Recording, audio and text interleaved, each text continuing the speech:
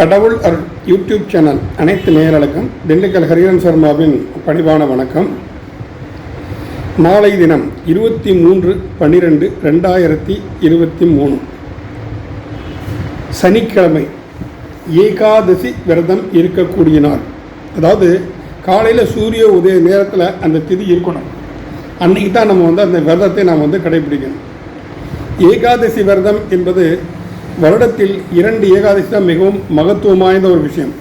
அதில் ஒன்று ஆவணி மாதம் வரக்கூடிய புத்திரதா ஏகாதசி, வளர்பிறையில் வரக்கூடிய ஏகாதசி.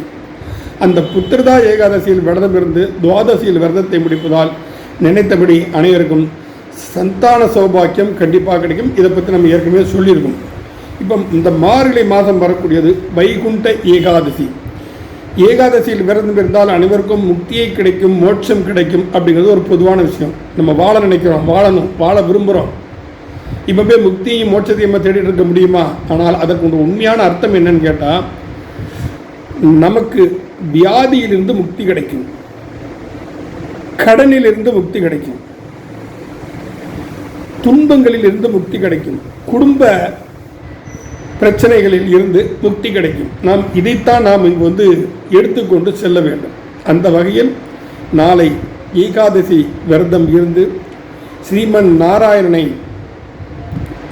மனதில் ஜபித்து, அதாவது அஷ்டாட்சரம் ஓம் நமோ நாராயணாய என்ற அஷ்டாட்சர மந்திரத்தை நாள் பூராம் உச்சரித்து, பகலில் படுக்கையில் படுக்காமல் வேறு எந்த ஒரு விஷயத்திலும் மனதை செலுத்தாமல், டிவி சீரியல்லாம் பார்க்காம நல்லதை மட்டும் பேசி, நல்ல பாடல்களை எல்லாம் கேட்டு, ஆன்மீக பாடல்கள் பக்தி பாடலாம் கேட்டு, பகலில் படுக்கையில் படுக்காமல் வெறும் துண்டமத்தை விரிஞ்சு ரொம்ப டயர்டாக இருந்தால் படுத்திருந்து, துளசி தீர்த்தம் காலையில் எந்திரிச்சு மகாவிஷ்ணுவுக்கு பூஜை பண்ணி சகசிரநாம அர்ச்சனையோ, நம்ம விஷ்ணு சகசிரநாமம் செல்லில் கூட போட்டு கேட்கலாம்.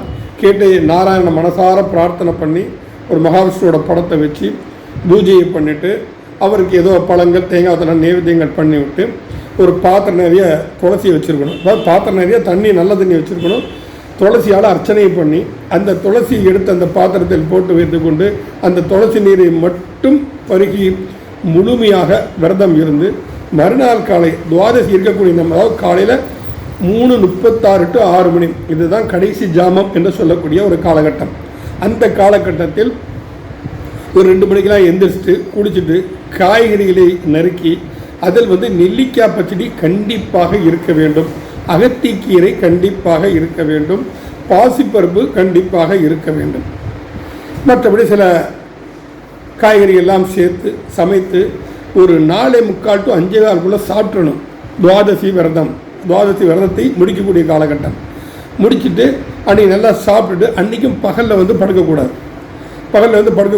ராத்திரி நேரத்தை மறுபடியும் பெருமான் நாராயணனை கும்பிட்டு பூஜை செய்து நீங்கள் வேண்டிய வரங்கள், மனதில் நினைத்த காரியங்கள், அதுவும் நியாயமான முறை, நேர்மையான முறை, நமது உலக வளர்ச்சிக்காக, நமது குடும்பத்தில் உள்ள உறவினர்கள் அனைவரின் நட்புக்காக, வேறு எந்த வியாபாரம் அபிவிருத்தி ஆவதற்காக, நோய்கள் தீர்வதற்காக பிரார்த்தனை செய்து இந்த துவாதசி விரதத்தை முடித்தீர்களேயானால், நலம் தரும் சொல்லை நான் கண்டு கண்டேன், ஓம் நமோ நாராயணா என்று சொல்லுக்கு ஏற்ப ஸ்ரீமன் நாராயணன் பரிபூர்ண அனுகிரகம் பெற்று சீரும் சிறப்போடு கண்டிப்பாக வாழ்வதற்கு நிச்சயமாக ஒரு வழி கிடைக்கும். ஆக வருடத்தில் வரக்கூடிய இந்த 2 ஏகாதசி விரதம் மிகவும் மகத்துவமானது. 12 மாதமும் ஏகாதசி வளர்பிறையில் வருகிறது. ஆனால் இந்த ஆவணி மாதம் வரப்போது புத்திரதா ஏகாதசி, மார்கழி மாதம் வரப்போது மோட்ச பிராப்தி ஏகாதசி. மோட்சம் என்றால் உடனே இறந்து விடுவது, மேலுலகம் செல்வது யாரும் நினைக்கூடாது. மோட்சம் என்றால் கடனிலிருந்து மோட்சம், துன்பங்களிலிருந்து மோட்சம், அனைத்து பிரச்சனைகளிலிருந்து மோட்சம் கிடைத்த ஒரு சுபிட்சமான வாழ்க்கையை ஸ்ரீ மகாலட்சுமி சமேத நாராயணன் அனைவருக்கும் வழங்குவார். அனைவரும் நல் வினைகளை பெற்று சீரும் சிறப்போடும், அதுவும் ஆரோக்கியத்தோடு வரக்கூடிய காலகட்டங்கள், நோயினால் தாக்கப்படுவதற்கு சந்தர்ப்பங்கள் நிறைய இருக்கின்றன. ஏற்கனவே கொரோனா பற்றி நம்ம சொன்னோம். ஏன்னா இன்றைக்கி அந்த மறுபடியும் திரும்பி வந்துட்டு இருக்கிற மாதிரி இருக்குது. சீரும் சிறப்போடு வாழ்வதற்கு அன்றாடம் நான் தொழும் எல்லாம் வல்ல ஈசனையும் பிரார்த்திக்கிறேன்.